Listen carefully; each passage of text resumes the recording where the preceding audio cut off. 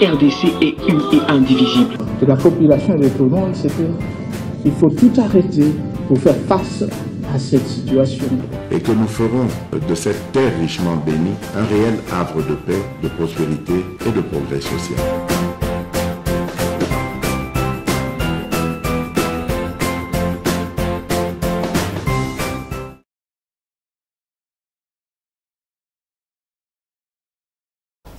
Bobotami Lelo n'a souhaité bino joyeux anniversaire.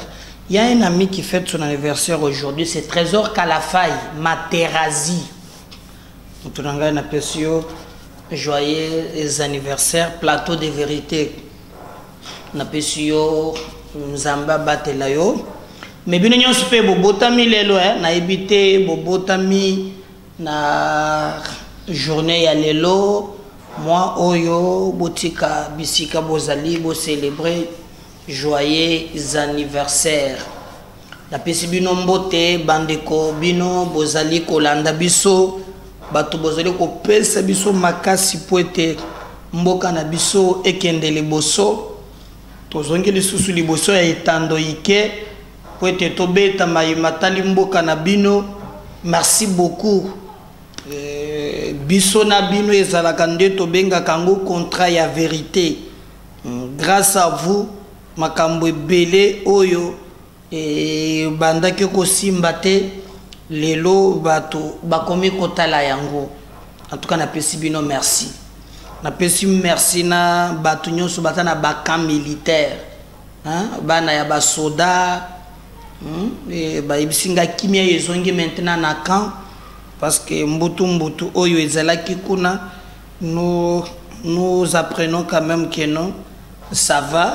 Maintenant, Kimia Ezali, merci toujours de continuer à nous faire confiance, surtout à partager nos émissions. Bolembate Kosala, Mosala Oyo Po, Kolonzambe, Moto Ako, Opambo Labino, Tokobeta li solo, confusion Moko. Et les na Lubumbashi.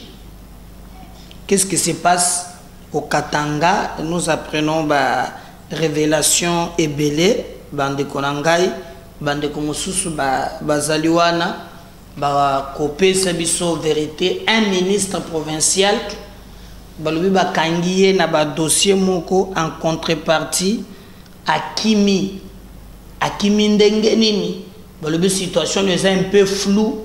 Na niveau ya Lubumbashi, bazo comprendre eloko mon côté. Mais nous allons revenir sur ça pour toyer Sabino, ce qui zana ba vérité musus.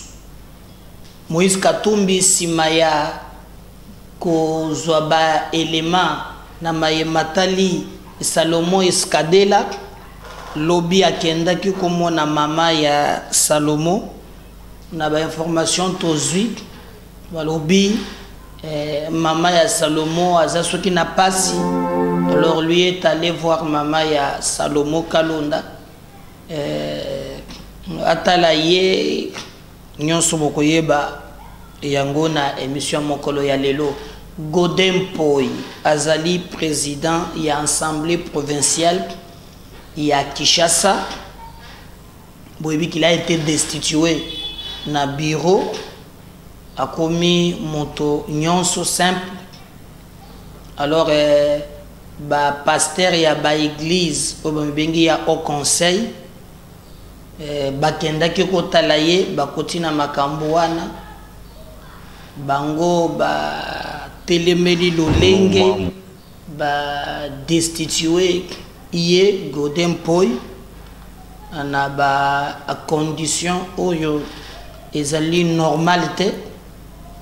Alors nde ba pasteur ba telemi mais ilongi ya Godin Poy nde ezoka misanga ya sali yango na mawa kaka sikoyo ye muto asapaka na ye ngobila ningisi kama muke na sentir que abandi ko lâcher, c'est quelque chose oyo ezali normalité pe tokoki ko tolérer yango ata mukete. Donc makambo ndenge ezotambola tomoni ndenge Godin Poy asali elongi ezali et problème voilà na mawa nyonso donc ngobila yo kelata mawa comment il n'a pas pu résister na likambo wana kaka ya mbala moko otia mbala moko elongi ondire likambo sutokobeta masolo nyonso wana na émission ya mokolo ya lelo.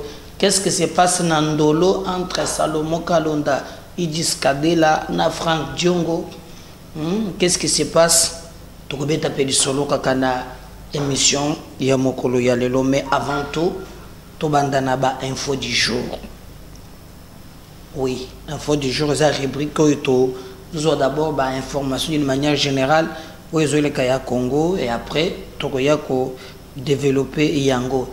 L'ambassadeur de France en RDC soutient les cantonnements du M23 et le prescrit de Nairobi de Luanda.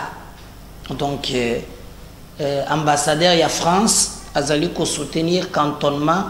Il y a des militaires, il y a M23 et les Kolobanin, bazozwa ba soldats nyonso ya M23 bache bango esika moko ba bandi kolongola bango ba teni ba botoli bango manduki kolandisama na oyo kanaki na Nairobi pe na Kenya. D'ailleurs sengeli boyeba ke ancien président ya Kenya Uhuru Kenyatta aza déjà awa na oyo etali musala wana, donc azali déjà sur place pour etali kalolenge nini akoki kopesa makasi na musala wana. Mais toyokaki déjà Sultani Makenga alobaki makambo ya cantonnement wana etali bango te, bango baza prêté ya kotika manduki po ete ba sala ni oyo bazo sala. Donc nous devons travailler dans ce sens que makambo et tambola bien, makambo et kende liboso. Mais nous apprenons que cantonnement wana il faut salema et ambassadeur ya France azali ko apporter soutien na ye na musala wana oya cantonnement. Alors ce qui est que cela malelo lobby tokoki croire que souffle ya sika et que salema et que ba ko permettre aussi que population civile ezonga na ba territoire wana. Le Haut Conseil des églises du réveil du Congo témoignent leur solidarité au président Dechi de l'Assemblée provinciale de Kinshasa, Godem Kadima. Nous dénonçons de la manière dont les choses se sont produites à l'APK, sachant que ces derniers étaient en repos médical. Rien ne devait se faire de cette manière. Donc, wana bozali komona ezali ba nganga nzambe wana tomoni ejibaya mapia wana tomoni Albert Kankenza Mwanambo oyazalaki ancien président ya RC, tomoni wana pasteur Mbaka DSP wana ezali évêque Mukuna, tomoni évangéliste Kiziamina Kibila Jean Oscar, bango pona bango balobi bazopesa makasi na bango na Godem Poi bako suspend bako ko essayer te tant qu'il abanda ki kobela. Et puis ya mibale balobi basengi na président ya république ou bien na ba juge ya cour constitutionnelle pour être bango nyonso baye balolenge nini bakoki koluka na mikolezo ya bazongisa Godem Poi na bibonga na ye. Na moni même na santé ici il a diminué, na moni wana ezali tripogé. En tout cas bango nyonso bazali pona bango esengeli Godem Poi azonga ne bonga na ye. Tubokolanda extrait ya vidéo na bango awa. Est de la RDC ezana une rencontre prévue entre Nyamwisi, Nyamwisi ezali ministre intégration régionale, Mbusa Nyamwisi, Bemba Jean-Pierre, qui est notre VPM, il y a défense et sécurité, et Uhuru Kenyatta pour échanger notamment sur le pré-cantonnement du M23.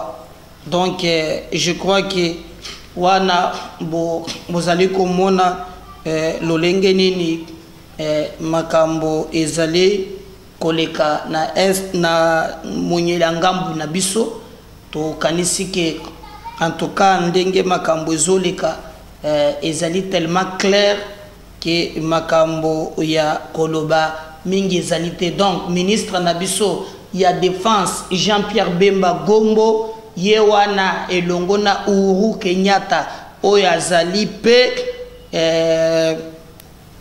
ministre ya intégration régionale autour na bango ba kutani na Uhuru Kenyatta basolola mais mission na bango ezali ya kosenga ba M23 batika manduki kolandisama na oyo ye alobaki tango azalaka président pour être bazonga na vie civile, donc cantonnement et salema. Est-ce que ba rebelle bazali vraiment koyoka topé ba agresseur ba koyoka? Attendons voir tout le monde ce qui met Bemba et Mbusa Nyamwisi na Uhuru Kenyatta bazali koloba kesengeli ba Rwanda wana ba quitter mabele na biso. Likambo ezopesa biso pe pasi tomoni ke dollar est commis passe, alors bah expert économique va recommander mardi 11 juillet aux opérateurs miniers de répatrier en devise de 40% de la vente de l'air minéré. Donc dollar ezokomati awa na Kinshasa na ba 2500 ba musu même 2600. Il se pose un sérieux problème. Alors, Sengeli Bandeko, Oyo Tozana Bango, en tout cas, va tenir compte de la réalité. Wana, Bayeba ke mboka, Oyo Tozali na yango, Ezali mboka na biso nyonso. Basengi bato bazo somba ba minéré, bazongi sa 40% ya o bazo somba en dollars ezala ao po ezo monana nete ezali mobulu pe makambo ezali bien te dollars et matima casse. Donc il faut produire pour te makambo tambola est très bien. Sinon, en tout cas partout où je passe, j'étais dans une émission, je m'a interpellé le président Médard, dollar. Aux hommes qui est l'État, mais caméra paya qui a un économiste monto yaba, yaba schéma et belé tout ça, mais en réalité, na zone on dirait azana yekonate makambo ya yeleza makambo mususu et biso ezali ko pesa biso passe parce que c'est notre peuple qui paye le prix. Un gouverneur ya banque centrale, ministre à économie, ba ministre mususu, on a besoin quand même que balu que les biso solution na les Cambouane population zolela nazalaki na wileri on m'a interpellé na likambo owana basala musala ndenge et Longobani. Nommé il y a plus de 3 mois, les nouveaux animateurs de la peine seront bientôt notifiés pour finalement occuper leurs fonctions. VPM de l'intérieur, Peter Kazadi. Ngai Nautiko Lobango Kotulelo, j'étais dans une émission où je me posais la question que Bazouaki a honnête pour la ville de Kinshasa. Bazouaki déjà Ndingisa, Banomaki et Batu. Mais on n'a pas compris depuis Banomé Bango et le comme côté, ils ont salement remise et prise, ils ont salement tête, net kasungo oyo, basi balongola kiye, azot singama bewana. Nous posons la question, eza nini boyotmino moko situation sécuritaire, ndenge zali mubulu. Donc, nous pensons que Esengeli, commandement Yassika, et Yanao étali la police pour une opération P Yassika. Dieu merci, nous apprenons maintenant que ba oyo bazalaki nommé kalamingite bakoki maintenant kosala mayo batterie à remise et reprise. Donc finalement et kosalema. Parce que moi je me posais la question, qu'est-ce qui se passe pour te makambo ya bongo ezala kosalema te. Mais Dieu merci. Donc to kanisi ki oya koya ya sika la police akoya pena nampifuna ye pour te en tout cas relever défi kuluna kidnapping hein ce qui ba nini wana nyonso ezala vraiment likambo oyo sengeli biso nyonso to bonde. La dernière info du jour boyeba ke matata mponyo lelo mercredi ba bengiye akende ko répondre liboso ya ba zuzi boyebi ki azalaki azo poursuivi na makambo mibale ya liboso ezali likambo oyo etali eza réalisation ya mibale azali kolandisama na maimatali makambo ya je sais pas makambo ya Bukangalonzo. Alors les deux dossiers ils ont collé na peau. Comment il va s'en sortir? De quoi qu'il avait même sorti mon quoi bimi pour na ko dénoncer à lobby nyon azali ko sibir ezali bandeko oyo bazali na Sénat là à moni bati lukwebo masuki wana te olobi bati azotungisa yeye mokote bazotungisa yeye lisusu na procureur près la cour de cassation alobi eza scandale mais nous apprenons que le mercredi bengiye akende ko répondre na matali makambo ya Bukangalonzo.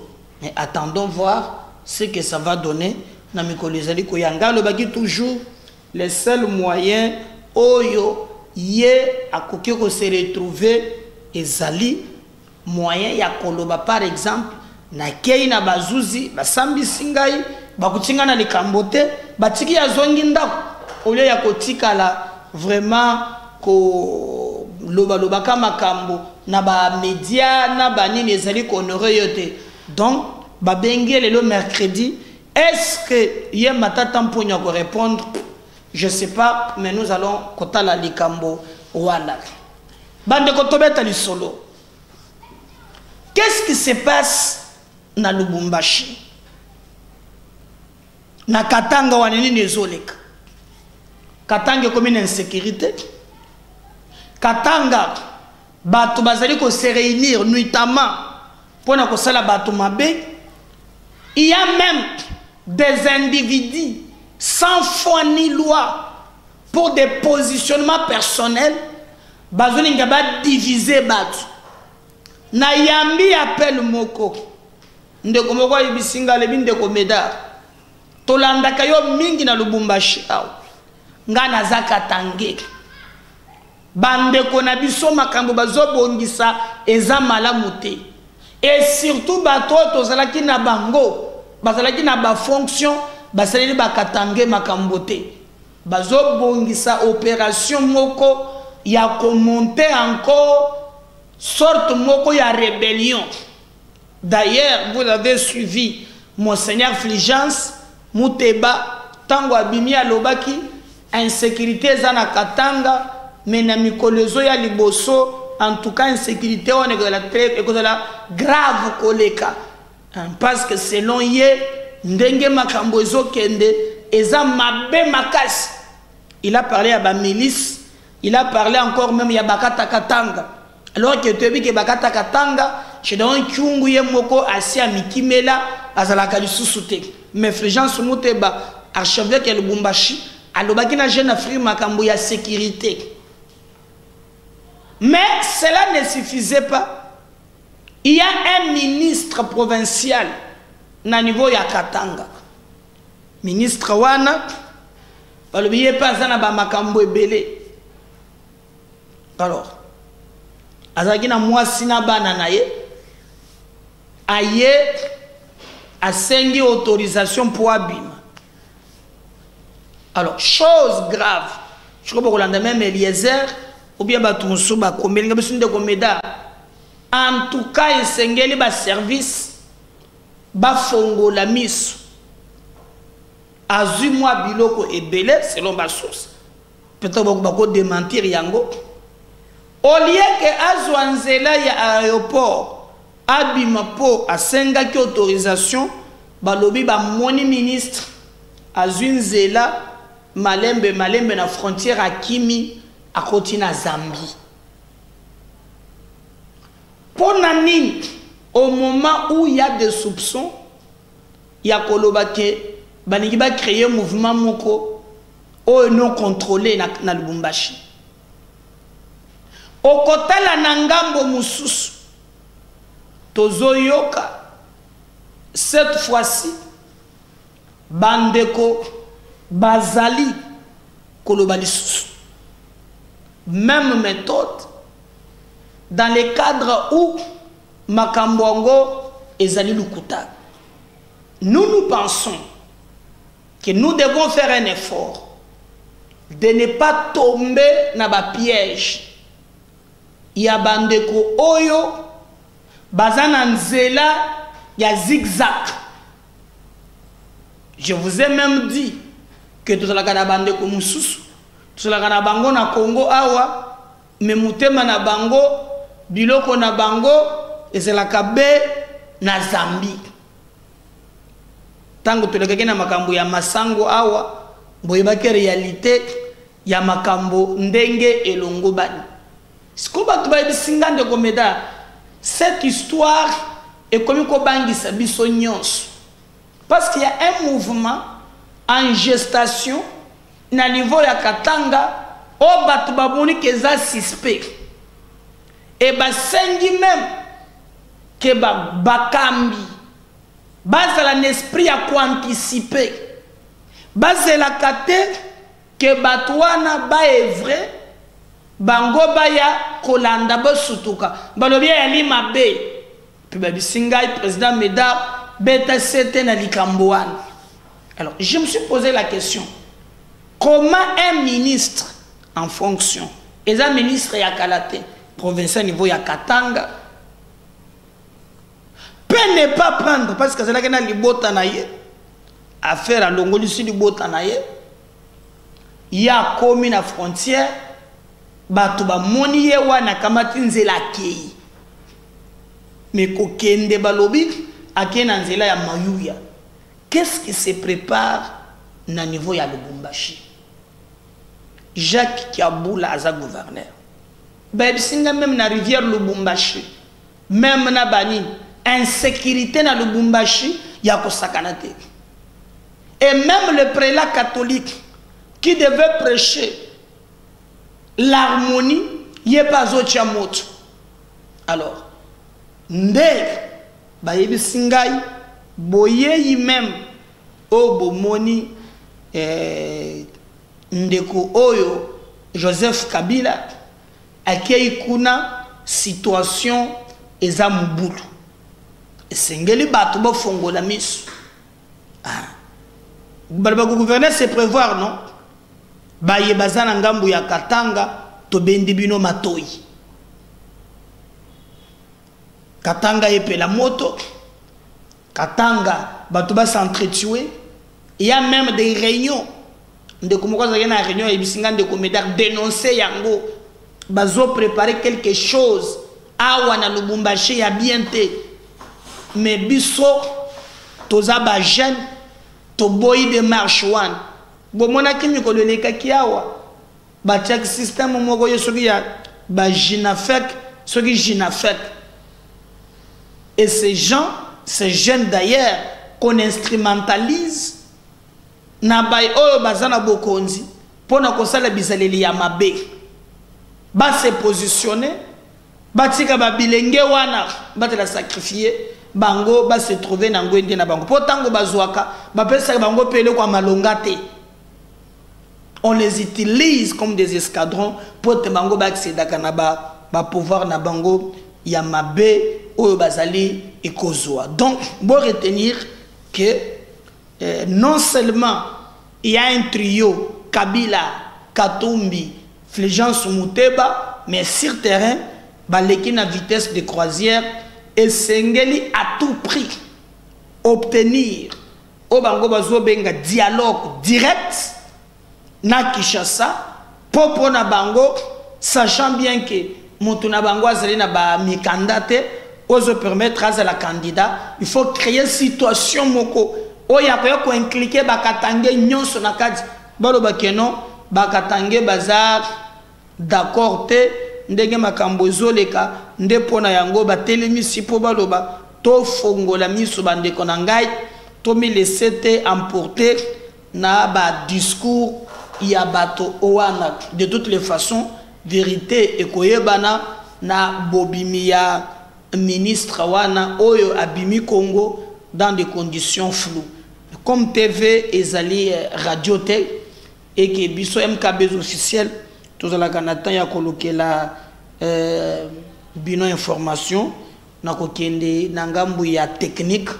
Oui, parce que ces éléments ezali tokozwa député national Eliezer Ntambwe oyo azali Eli ya Lukunga yepe azali kopesa lolenge na ye ya sika ya komona makambo comme TV za radio te tolanda Eliezer il nous explique yepe azalaki saisi na likambo wana lolenge nini makambo elekelaki potokoma bisika otokomi lelo. Congo ezali mboka na biso moko na moko za na part de vérité na ye et puis cette part de vérité il faut le défendre jusqu'au bout. Suivant Eliezer, revenons juste après. Makambu eza mabe ndenge toyoki na Lubumbashi. Tangu na lobi ndenge toyoki c'est le conditionnel en même temps. Tolamuki bandeko nanga scandale na Lubumbashi. Ministre provincial en fonction Akimi Poste a démissionné te Akim. Ministre wana kombo na ye ndenge bayebisinga kombo na ye Eric Muta Akimi Poste. Akeiwapi to ebite. Qu'est-ce qui s'est passé selon ma information? Eric Muta, aza ministre provincial, il y a intérieur. A une autorisation pour qu'il y ait des États-Unis. Si vous kolinga kokenda linga kende na mwasi na ye na bana na ye. On lui a accordé la sortie. Mais curieusement, Eric Muta a koti nzela akenzela Lukangaba.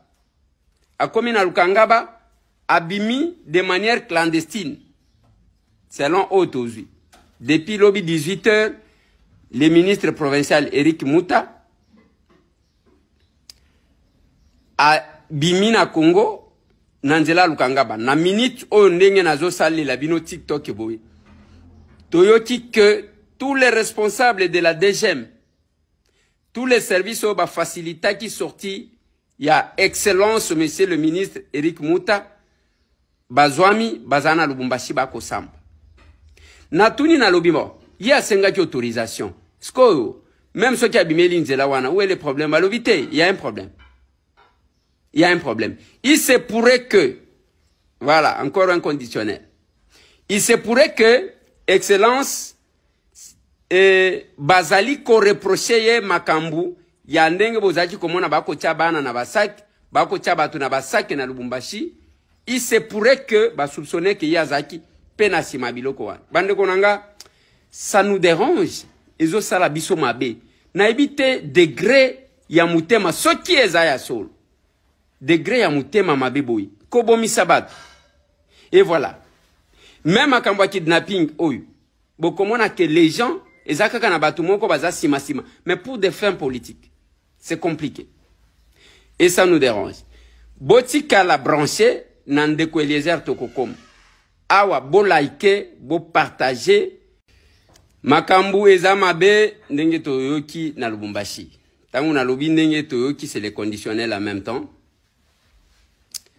Tolamuki bandeko nanga scandale na Lubumbashi. Ministre provincial en fonction Akimi Poste a démissionné te Akim.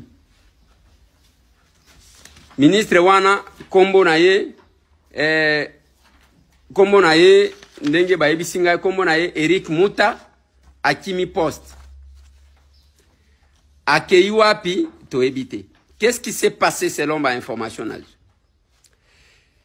Eric Muta aza ministre provincial ya intérieur. Asengi autorisation pour que akende États-Unis. Siko kolinga kokenda linga kende na mwasi na ye na bana na ye. On lui a accordé la sortie. Mais curieusement, Eric Muta a koti nzela akenzela Lukangaba. A komi na Lukangaba abimi de manière clandestine. Selon Autozui. Depuis lobby 18h, le ministre provincial Eric Muta a bimi na Congo nanzela Lukangaba. Na minute o ndenge nazo sali la bino TikTok boy. Toyoki que tous les responsables de la DGM, tous les services au facilita qui sorti, il y a excellence monsieur le ministre Eric Muta, bazwami bazana Lubumbashi bako samba. Natuni na lobimo, il y a 5 autorisation. Sko, même ceux qui abîmé l'inzela wana, où est le problème? À l'obité, il y a un problème. Il y a un problème. Il se pourrait que, voilà, encore un conditionnel. Il se pourrait que, excellence, bazali ko reprocher makambu, ya ndenge bozaki komona bako chabana na basaki, bako chabatu na basaki na Lubumbashi, il se pourrait que, soupçonner que yazaki, penasi mabiloko wana. Bande konanga, ça nous dérange. Ezo sala biso mabe. Na ebite degré ya mutema, soki eza ya solo. Degré ya mutema mabe boy. Kobomi sabat. Et voilà. Même à Kambwa kidnapping, bokomona que les gens, ezaka kana batu moko baza sima. Mais pour des fins politiques, c'est compliqué. Et ça nous dérange. Botika la branché, nandeko Eliezer Tokokom. Awa, bo like, bo. Voilà. Je crois que wana bolandi Eric Muta, yewana, balobilu bilu 90, kota kei, et banité.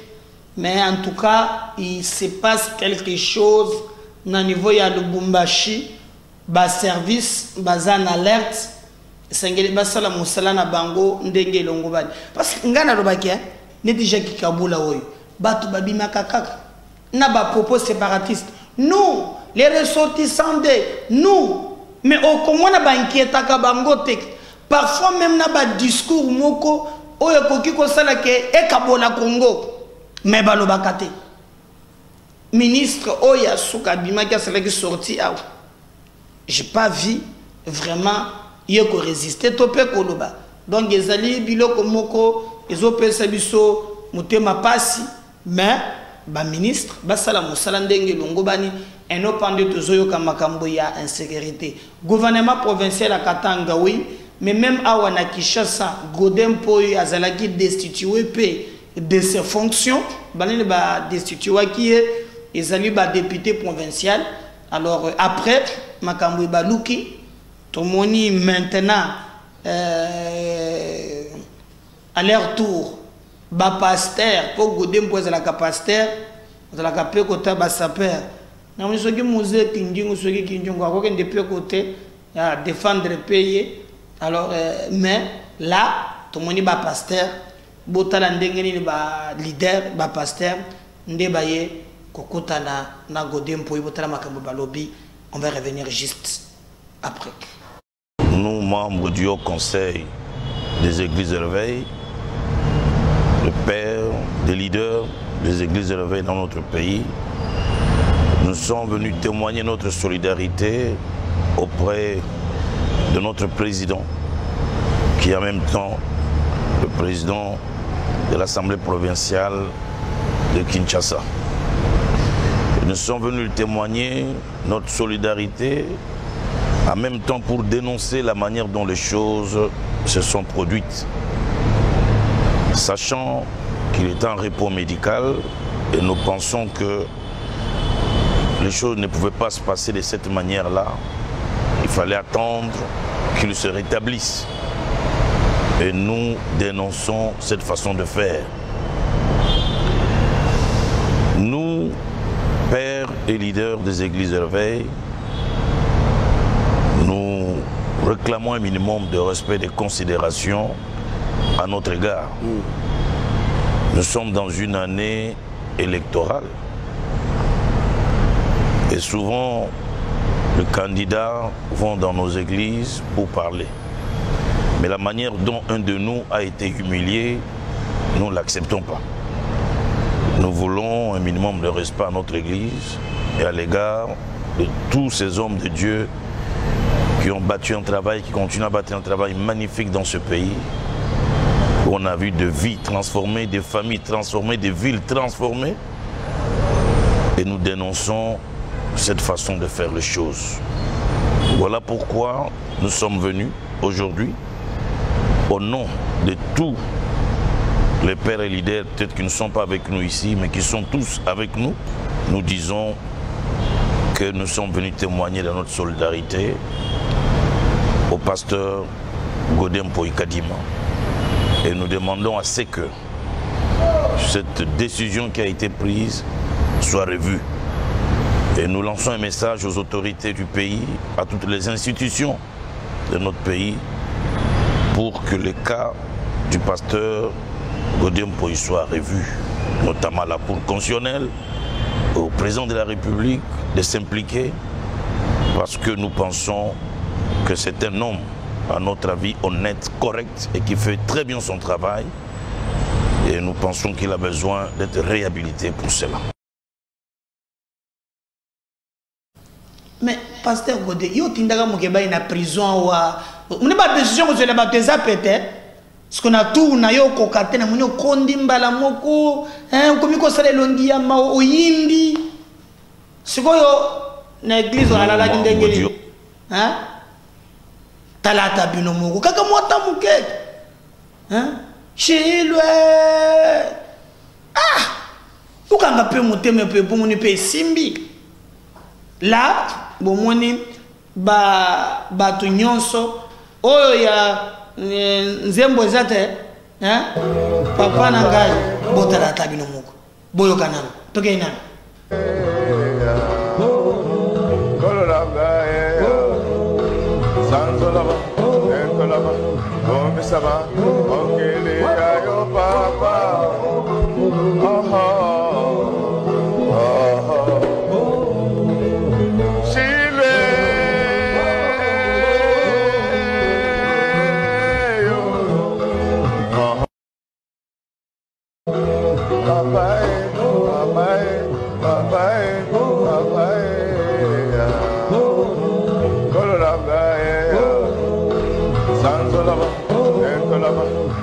Sama, okele yo papa,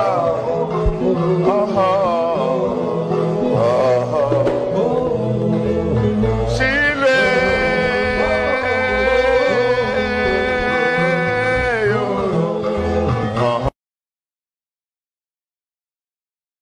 voilà. Moni, yango bakangenza bayeba cha renfort, hein, pour moyen exact. Godaz est inconsolable. Alala nase mabe, atele malikolo mabe, moyen penza ezate. Si le Seigneur ne révélait pas, en tout cas tout à l'heure, la deuxième numéro. Bye.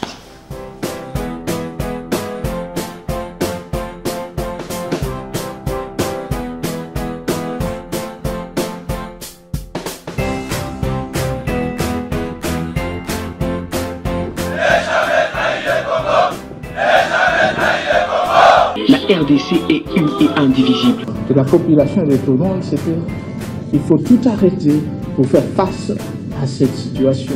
Et que nous ferons de cette terre richement bénie un réel havre de paix, de prospérité et de progrès social.